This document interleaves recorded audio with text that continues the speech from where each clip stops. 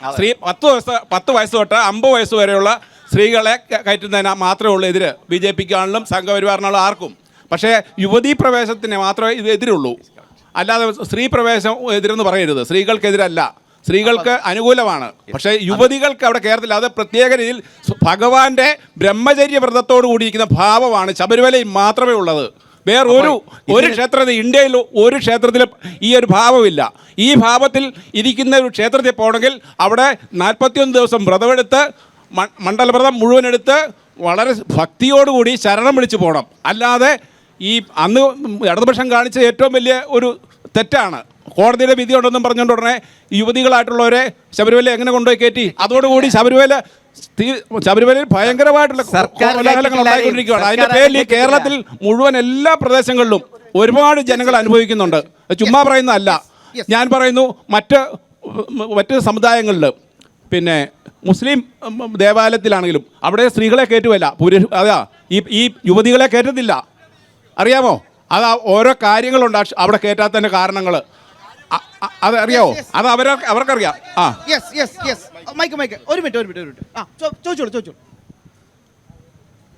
നമസ്കാരം. സ്വാമി ശരണയ്യപ്പ. ബഹുമാന്യായ കേരള മുഖ്യമന്ത്രി ഒന്നും കൂടി അധികാരത്തിൽ വരാനുള്ള ഒരു ഹീനശ്രമമായി നടത്തുന്നത് എന്നാണ് കേരള ജനത അല്ലെങ്കിൽ അയ്യപ്പ വിശ്വാസികൾ വിശ്വസിക്കുന്നത്. എന്താണെന്ന് ചോദിച്ചാൽ സുപ്രീം കോടതി കൊടുത്തിരിക്കുന്ന അഫിഡവിറ്റ് എന്തുകൊണ്ട് അദ്ദേഹത്തിന് പിൻവലിക്കുന്നില്ല? ആയിരക്കണക്കിന് ആൾക്കാരെ തല്ലിച്ചതച്ചില്ലേ? മുമ്പേ ഒരു ജ്യേഷ്ഠൻ പറഞ്ഞായിരുന്നു പാസ്പോർട്ട് പോലും എടുക്കാൻ പറ്റുമല്ല, വെളിയിലോട്ട് പോകാനും പറ്റുമായിരുന്നു. എന്നാൽ അദ്ദേഹം നിരൂപിച്ചു കഴിഞ്ഞാൽ ഈ കേസല്ലെങ്കിൽ പോരുമല്ലേ, പിൻവലിക്കത്തില്ലയോ? ഇനി അത് കേസ് പിൻവലിക്കുന്നില്ല, അടികൊണ്ടോ അത് ഓണസായിട്ട് കിടക്കട്ടെ. സുപ്രീം കോടതി കൊടുത്ത അഫിഡവിറ്റ് അത് പിൻവലിക്കുന്നില്ല. ഈ 9.5 വർഷം 10 വർഷത്താണോ ശബരിമല അയ്യപ്പനെ വളർത്താനും വികസിപ്പിക്കാനും അദ്ദേഹം ശ്രമിക്കുന്നത്, തീരുമാനിക്കുന്നതും? ഇതിനു മുമ്പ് അല്ല പൊന്നു സാർ, താങ്കൾ കേൾക്കേണ്ട കാര്യമാണ്. ഇത് കൊടും ചതിയല്ലേ കാണിക്കുന്നത്? ഇത് തന്നെയല്ല പല തട്ടിൽ, അതായത് 1 ലക്ഷം 2 ലക്ഷം 5 ലക്ഷം 10 ബാർഗൈനിങ് ആണ് അവിടെ. അതായത് ഇനിയും പല തലത്തിലേക്കാണ് അയ്യപ്പന്മാരെ അവിടെ കയറ്റിവിടാൻ പോകുന്നത്. ഇത് നിങ്ങൾ നമുക്ക് പറഞ്ഞല്ലോ, ക്ഷീരമുള്ള ഒരു അകിടും ചോട്ടിലും കൊതുകിലെ കൗതുകം എന്തോ രക്തം. അവിടെ സ്വർണ്ണമുണ്ട്. അതുപോലെ ശ്രീ പത്മനാഭ സ്വാമി ക്ഷേത്രത്തിലും കുറേയേറെ ഉണ്ടെന്നാണ് പറയപ്പെടുന്നത്. ആ ബി നിലവറ അങ്ങോട്ട് വേറെ ഒരു സെൻട്രലിലോട്ട് മാറ്റണമെന്നൊരു പ്ലാനും പദ്ധതിയുമാണ് നടക്കുന്നത്. ഇത് ജനങ്ങൾക്ക് മനസ്സിലാകും. ഇത് 3ാം തവണ വരാനുള്ള ഒരു ഹീനകൃത്യമാണ്. 1ാം തവണ അങ്ങനെ വന്നു, 2ാം തവണ ഇത്. പക്ഷേ ഇത് അയ്യപ്പന്റെ കെയർ ഓഫ് ലാവരുത്, ശബരിമല അയ്യപ്പന്റെ കെയർ ഓഫ് ലാവരുത്.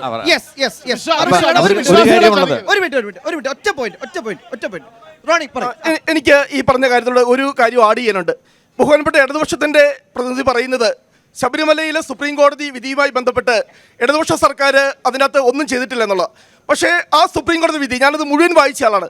ആ സുപ്രീം കോടതി വിധിയിൽ വളരെ വ്യക്തമായി പറഞ്ഞിട്ടുണ്ട്, 2016 ഇടതുപക്ഷ ഗവൺമെൻറ് നടത്തിയ U-turn എന്ന വാക്കിന് അവിടെ പറഞ്ഞിരിക്കുന്നത് 2016 ഫെബ്രുവരിയിൽ ഉമ്മൻചാണ്ടി സർക്കാർ പറഞ്ഞു അവിടെ ആചാരപ്രകാരം യുവതികൾ പ്രവേശിക്കുവാൻ പാടില്ല, അതിന് അനുമതി കൊടുക്കരുത് എന്ന് പറഞ്ഞു. പിണറായി വിജയൻ സർക്കാർ 2016 അധികാരത്തിൽ വന്നു. അവർ നവംബർ മാസത്തിൽ അഫിഡവിറ്റ് കൊടുത്തു. ആ അഫിഡവിറ്റിൽ വളരെ കൃത്യമായി തന്നെ ഇതാകാം, യുവതികളെ പ്രവേശിപ്പിക്കണമെന്ന് പറഞ്ഞു. സുപ്രീം കോടതി വിധി, ഞാൻ ഒരു കാര്യം പറയുന്നുണ്ട്. ഈ വിധി വന്ന ഉടനെ ബഹുമാനപ്പെട്ട കേരളത്തിലെ മുഖ്യമന്ത്രി ശ്രീ പിണറായി വിജയൻ ദേവസ്വം ബോർഡ് പ്രസിഡന്റിനെ വിളിച്ചു പറഞ്ഞു, ഉടൻ തന്നെ അവിടെ യുവതികളെ പ്രവേശിക്കുവാനുള്ള സാഹചര്യം ഒരുക്കണം. ഞാൻ പറയാം, എന്നെ സംസാരിക്കാൻ അനുവദിക്കേ. ദേവസ്വം ബോർഡ് പ്രസിഡന്റ് പറഞ്ഞു ഇപ്പോൾ അതിന് ആയിട്ടുള്ള സാഹചര്യം ഉണ്ടായിട്ടില്ല, അതിനാവശ്യമായ ക്രമീകരണം ഉണ്ടാക്കണം, അതിന് സമയം തരണം. പക്ഷേ മുഖ്യമന്ത്രി വാശി പിടിച്ച് ഞാൻ ഒറ്റ കാര്യങ്ങൾ പറയാം. അതിനുശേഷം കനകദുർഗയൊക്കെ സെക്യൂരിറ്റി ആവശ്യപ്പെട്ട് സുപ്രീം കോടതിയിൽ ഹർജി കൊടുത്തപ്പോൾ കേരള സർക്കാർ പറഞ്ഞത് 54 യുവതികളെ അവിടെ പ്രവേശിപ്പിച്ചു എന്ന. ചീഫ് സെക്രട്ടറി പറഞ്ഞു തെറ്റാണ്, 54 ഇല്ല, 19 ഉള്ളൂ. എന്തിനാണ് നിങ്ങൾ ഈ 54 നമ്പർ പെരുപ്പിച്ച് ഈ കേരളത്തിലെ ഈ ലോകത്തെ ശബരിമല വിശ്വാസികളുടെ ഹൃദയത്തിൽ വലിയ വേദന ഉണ്ടാക്കാൻ വേണ്ടി നിങ്ങൾ ശ്രമിച്ചത് മുഴുവൻ ശബരിമലയെ തകർക്കാൻ വേണ്ടിയാ. എന്നിട്ട് നവോത്ഥാന മതിൽ പണിതു, നിങ്ങൾ പുരോഗമനം പറഞ്ഞു. നിങ്ങൾ മാത്രമല്ല, നിങ്ങളുടെ തന്ത്രം എന്തായിരുന്നു? ഈ ശബരിമലയെ തകർത്തുകൊണ്ട് ഇവിടെ ന്യൂനപക്ഷ ഭൂരിപക്ഷ ഭിന്നത ഉണ്ടാക്കി അധികാരത്തിൽ തുടരുവാനുള്ള രാഷ്ട്രീയ കാപട്യമായിരുന്നു പിണറായി വിജയൻ സർക്കാർ നടത്തിയത്. അതിനെതിരെ ശക്തമായ തിരിച്ചടി ഈ കേരളത്തിലെ ജനങ്ങൾ നൽകി. ഞാൻ പറയുന്നത്, പിണറായി വിജയൻ ആത്മാർത്ഥത ഉണ്ടെങ്കിൽ നിങ്ങൾ ക്ഷമ ചോദിക്കണം.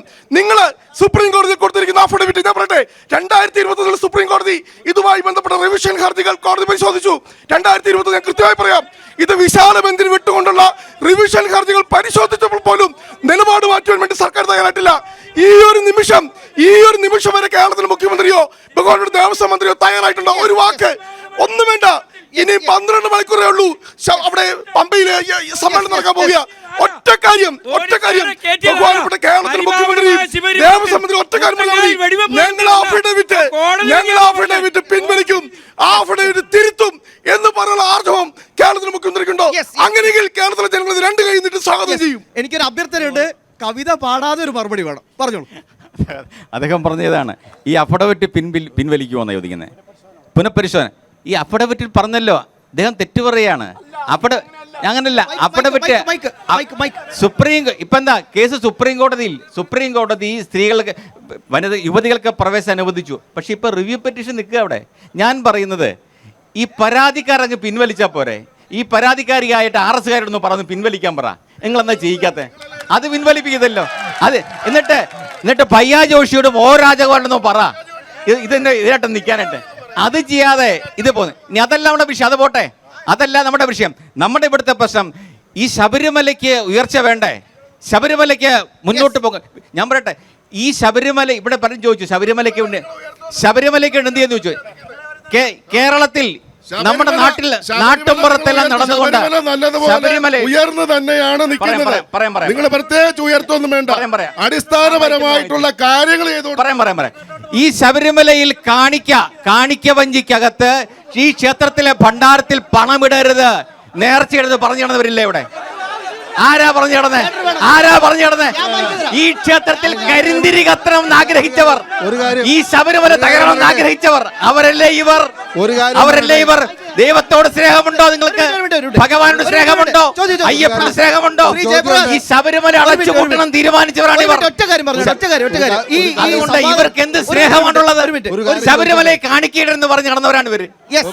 എന്ത് സ്നേഹം? ശബരിമലയിൽ കരിന്തിരി കെട്ടണമെന്ന് ആഗ്രഹിച്ചവരാണ് ഇവർ.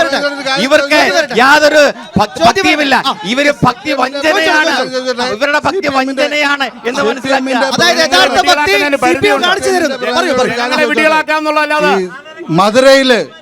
മധുരയില് CPMന്റെ പാർട്ടി കോൺഗ്രസ് നടന്നപ്പോൾ മുഖ്യമന്ത്രിയുടെ ഭാര്യയും മകളും ചേർന്ന് അവിടുത്തെ ഒരു ക്ഷേത്രത്തിൽ പോയി ദർശനം നടത്തിയ കാര്യം അങ്ങേക്ക് അറിയാമെന്നോ എനിക്കറിയില്ല.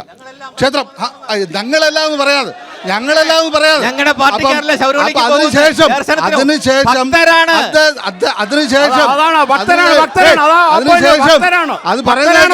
അതിനുശേഷം ഒരു ജ്യോതിഷിയുടെ നിർദ്ദേശപ്രകാരം പിണറായി വിജയന് അയ്യപ്പ കോപമുണ്ട് എന്നുള്ള ആ വ്യാഖ്യാനത്തിന്റെ പേരിൽ മുഖ്യമന്ത്രിയുടെ വസതിയില് പശുത്തൊഴുത്ത് നിർമ്മിച്ചു. അതിനുശേഷം കറുത്ത വണ്ടിയിലാണ് പിണറായി വിജയൻ ഇന്ന് യാത്ര ചെയ്യുന്നത്.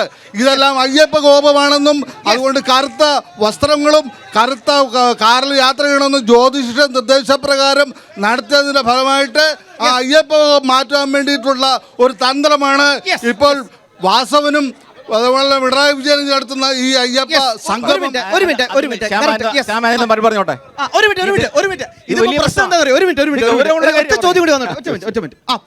ഇവിടെ ഇപ്പം LDFന്റെ ഒരു പ്രതിനിധിയും കോൺഗ്രസിന്റെ ഒരു പ്രതിനിധിയും BJPയുടെ 2 പ്രതിനിധിയാണ് നിൽക്കുന്നത്.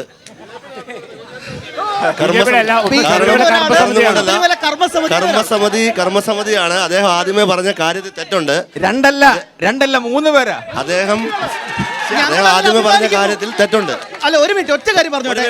ഒരു ചെറിയൊരു ആരോപണം, അതിനൊരു മറുപടി പറഞ്ഞിട്ട് ഒരു കാര്യം വ്യക്തമായി പറഞ്ഞോട്ടെ. പ്രിയപ്പെട്ട പ്രബുദ്ധരായ എരുമേലിയിലെ ജനങ്ങളെ ഒരു കാര്യം കൃത്യമായി പറഞ്ഞോട്ടെ.